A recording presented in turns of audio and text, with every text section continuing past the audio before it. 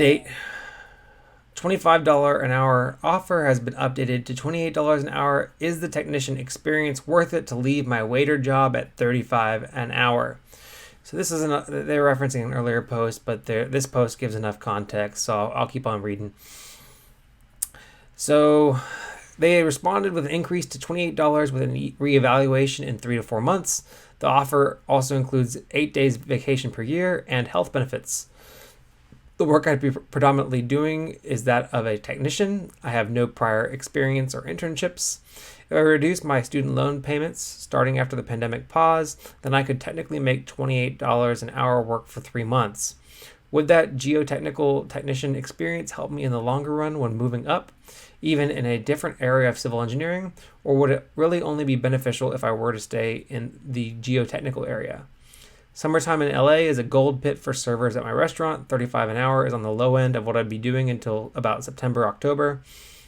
I'm struggling with the decision as to whether taking the pay cut would be a worthwhile investment or if it really wouldn't make that much of a difference. Thanks in advance. Sorry, guys.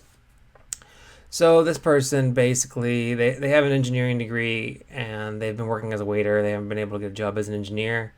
And they're trying to see if taking a pay cut to work as an engineering technician would be a good decision for them in the long run. And my opinion is yes. I don't generally advocate for making less money, and 28 an hour seems good, but that's in LA, so obviously cost of living is really high in LA. But what I would do if I were in this person's situation, in your situation, is I would take the 28 an hour, and if you're worried about, I wouldn't really lean too hard on the reevaluation in 3 to 4 months. Some companies say that and they actually do it. Other companies say that and they don't. So it's kind of hit or miss on that kind of thing. I would take that reevaluation in 3 to 4 months with a grain of salt, unless you have tangible evidence that other people have actually gotten to have that reevaluation. And obviously make sure to document it, and hopefully there's some kind of one-on-one or performance and development system at this company by which you can kind of bring that up and remind them and hold them accountable to that.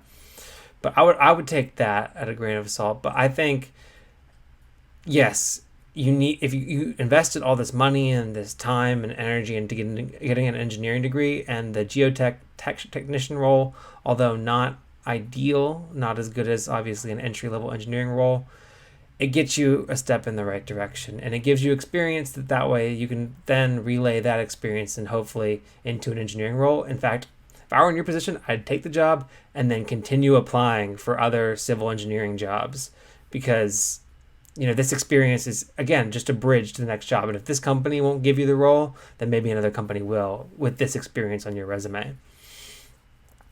If you're worried about money, you mentioned that you're a server. Ideally, this technician role is kind of working generally regular business hours or a little bit more scheduled business hours. You can kind of plan around it. I'm going to read your other Reddit posts for more context. I'd say, if you get in a position where you're needing a little extra money for 1 month or a week, then maybe don't completely cut off ties with the server job and pick up an extra shift here and there just in case. I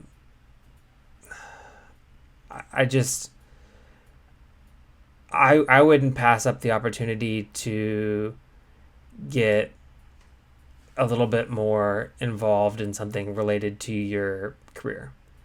I think that, you got the degree, you need to start working towards that degree and working towards that career. And that short-term investment, plus with the safety gate of maybe picking up an extra shift, waiting tables here and there, I think that combination will be the best. It will pay off dividends whenever you get onto the engineering track and you're making engineering salaries, and then you're vastly outpacing what you were making as a server, working better hours with a better work-life balance and a better quality of life overall. So that's what I would do.